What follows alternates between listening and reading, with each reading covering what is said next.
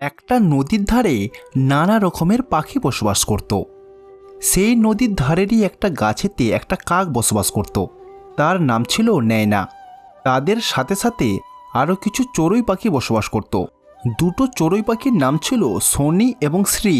তাদের সাথে মিলেমিশে কাক থাকত। একদিন শনি এবং শ্রী তাদের কাক বন্ধুর কাছে এসে বলল, না, আমরা একটু ঘুরতে বেরোচ্ছি, তুমি কি আমাদের সঙ্গে যাবে?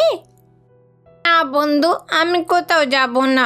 তোমরা দুজনে আবার ঘুরে ফিরে আসবে তো, আমার এখন কোথাও যাবার ইচ্ছা নেই। না, এখানে তেমন কোনো খাবার পাওয়াই যাচ্ছে না, তুমি আমাদের সঙ্গে যাবে? এই কথাটা তোমাদের যতটা বলা সহজ, কিন্তু আমার জন্যে ততটা সহজ না। আমার 3টে সন্তানকে নিয়ে কি করে যাব? তোমরা চলে যাও। তারপরে দুটো চড়ুই পাখি সেখান থেকে হতাশ হয়ে চলে গেল। ওই কাকটা কোনো খাবার পাচ্ছিল না, যার কারণে সে অনেক সমস্যায় পড়ে গেল। খিদের জ্বালাতে কাকের বাচ্চাগুলো ছটফট করছিল। তুমি আমাদের পেট ভরে খাবার কেন দাও না? একদিন যদি পেট ভরে খাবার দাও, পরের দিন অর্ধেক পেট খেয়ে থাকতে হয় কেন মা? এইভাবে কষ্টের সঙ্গে বাচ্চারা জিজ্ঞাসা করলো। বাচ্চাদের এরকম কথা শুনে কাকের চোখ ছলছল করতে লাগলো। তারপরে কাক সাহস করে বাচ্চাদেরকে সব কিছু বলল। আমার বন্ধু সিরি আর শনি আগে থেকেই জানতো এখানে খাবার পাওয়া যাবে না, তাই তারা খুব তাড়াতাড়ি এখান থেকে চলেই গেল। কিন্তু আমি তোমাদের 3জনকে ছেড়ে যেতে পারছি না। এখানে খাবার পাওয়া খুবই মুশকিল, আমি বুঝতে পারছি না কি করব। এই কথা বলে তাদের মা উড়তে উড়তে চলে গেল। কাকটা অনেক দূর পর্যন্ত উড়ে উড়ে খাবার খুঁজছিল, কিন্তু কোনো খাবার পেল না। অবশেষে ক্লান্ত হয়ে একটা গাছের উপরে বসে পড়ল। গাছের ওপরে বসে হতাশ হয়ে সে কাঁদছিল। তারপর দেখলো যে জলের ওপরে একটা বক এক পায়ে দাঁড়িয়ে আছে। কাকটা ওই বকটাকে দেখে বলল, এইভাবে জলে এক পায়ে দাঁড়িয়ে কি তপস্যা করছে?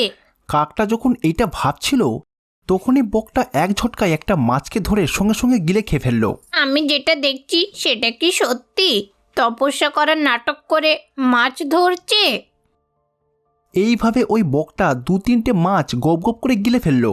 যখন তার পেট ভরে গেল, তখন সে উড়ে একটা গাছের ওপরে বসে পড়ল। বন্ধু, তুমি তো ভালোই মাছ ধরতে পারো দেখছি। কি করব বন্ধু, পেটটা ভরার জন্য কিছু তো একটা করতেই হবে, এইটাই তো আমাদের সৃষ্টির নিয়ম। এইভাবে তারা দুজন কথা বলছিল। তারপরে বকটা বলল যে তার নাম হচ্ছে মায়া। তারপরে কাকটা বলল যে আমার নাম হচ্ছে নয়না। এইভাবে তারা একে অপরের সাথে অনেকক্ষণ ধরে কথাবার্তা বলল।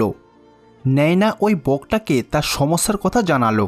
ঠিক আছে বন্ধু, আমি তোমার কষ্ট বুঝলাম, আমি আজ তোমাকে সাহায্য করব। এই কথা বলে সে উড়ে গেল এবং জলেতে এক ঝটকায় একটা মাছ ধরে এনে কাককে দিল।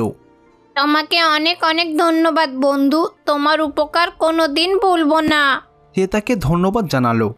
কোনো ব্যাপার না বন্ধু, তোমার যখনই দরকার পড়বে আমাকে বলো, আমি তোমাকে সাহায্য করব। কাকটা মাথা নেড়ে হ্যাঁ বলল। তারপরে ওই মাছটাকে নিয়ে নিজের বাসাতে চলে এলো। নিজের বাচ্চাদেরকে সে পেট ভরে খাওয়ালো। বাচ্চারা পেট ভরে খেয়ে খুবই তৃপ্তি অনুভব করলো।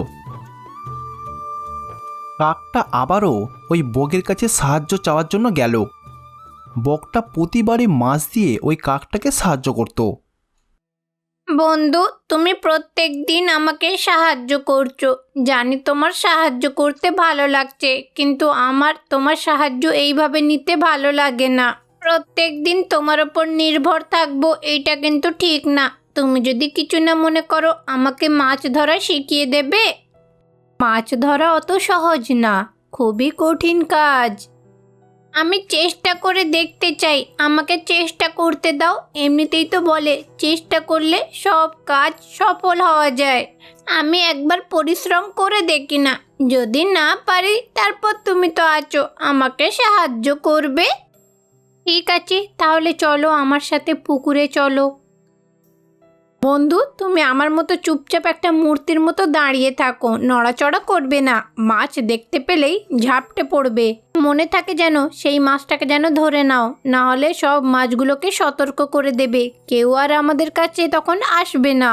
না হলে আমাদের না খেয়েই থাকতে হবে। কাক বগের কথা বুঝে গেল। তারপরে তারা দুজন এক পায়ে অনেকক্ষণ ধরে দাঁড়িয়ে রইল। কিছুক্ষণ পরে কাকের সামনে একটা মাছ এলো। কাকটা ওই মাছটাকে ধরার চেষ্টা করলো, কিন্তু সেটা হড়কে গেল। কিছুক্ষণ পরে আর একটা মাছ এলো, কিন্তু এইবারেও একই হলো। তারপর ওই কাকের কাছে আর কোনো মাছ এলো না। আমি বলেছিলাম না বন্ধু, এবার আমাদের কাছে একটাও মাছ আসবে না, আমাদের খালি পেটে থাকতে হবে। আমাকে ক্ষমা করে দাও বন্ধু, আমার জন্য তোমাকেও না খেয়ে থাকতে হবে আজ, ক্ষমা করে দাও। কাকটার খুবই খারাপ লাগছিল। এইটা দেখে বকটা বলল, ঠিক আছে, কোনো ব্যাপার নয় বন্ধু। কাকটা কোনো মাছ ধরতে পারল না, সেই জন্য তার মনটা খুবই খারাপ ছিল। তুমি তো মাছ ধরতে পারছো না, প্রত্যেকবারের মতো আমি তোমাকে সাহায্য করব। এই কথা বলে বকটা পুকুরেতে চলে গেল, আর কাকটা গাছের ওপর থেকে দেখছিল। কিছুক্ষণ এক পায়ে দাঁড়িয়ে থাকার পরে বগের কাছে একটা মাছ এলো। বকটা এইটা চিন্তা করে তাকে ধরছিল না, যদি মাছটা তার কাছ থেকে পালিয়ে যায়। এই সব কিছু গাছের ওপর থেকে ওই কাকটা দেখছিল। তারপরে আরে মায়ার আজকে কি হলো, তার সামনে থাকা মাছটাকে সে আজ কেন ধরছে না? এইটা চিন্তা করে কাকটা দ্রুত গতিতে পুকুরের কাছে এলো আর মাছটাকে এক ঝটকায় তুলে নিয়ে গাছেতে বসে পড়ল। বকটা এইটা দেখে তো অবাক হয়ে গেল।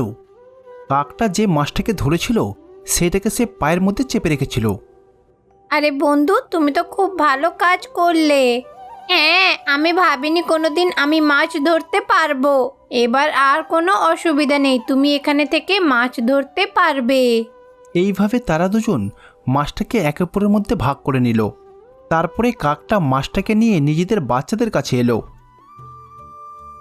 সেই দিনের পর থেকে বকটা পুকুরের মধ্যে দাঁড়িয়ে থেকে মাছগুলোকে দেখত, আর গাছে দাঁড়িয়ে থাকা কাকটা ঝট করে মাছটাকে মুখে করে তুলে নিয়ে ওখান থেকে উড়ে চলে যেত। বকটা নিজের পদ্ধতিতে মাছ ধরত, আর কাকটা সে তার নিজের পদ্ধতিতে মাছ ধরত। এইভাবে তারা দুজন যে যার পদ্ধতিতে মাছ ধরে নিজের পরিবারের ভরণ পোষণ করত এবং খুশি খুশি থাকতো।